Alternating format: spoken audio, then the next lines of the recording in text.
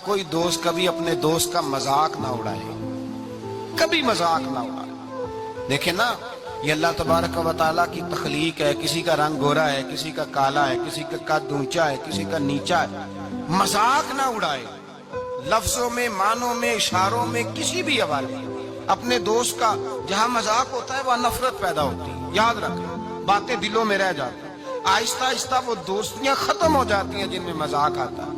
نبی پاک نے 3 باتوں سے منع کیا، ایک فرمایا دوست سے باس نہ کرو، ایک فرمایا اس کا مذاق نہ اڑاؤ، اور تیسرا میرے حبیب پاک سید عالم علیہ السلام نے فرمایا اپنے دوست سے کوئی ایسا وعدہ نہ کرو جسے تم پورا نہیں کر سکتے۔ کوئی ایسا اس کے ساتھ وعدہ نہ کرو، کوئی ایسا وعدہ نہ کرو، اپنے دوست کے ساتھ وہی بات کرو جس پر تم پورے۔ اس کا مطلب کیا ہے؟ امام غزالی فرماتے ہیں اس کا مطلب یہ ہے کہ تم اپنے دوست کا اعتماد کبھی خراب نہ کرو، کبھی خراب نہ ہو۔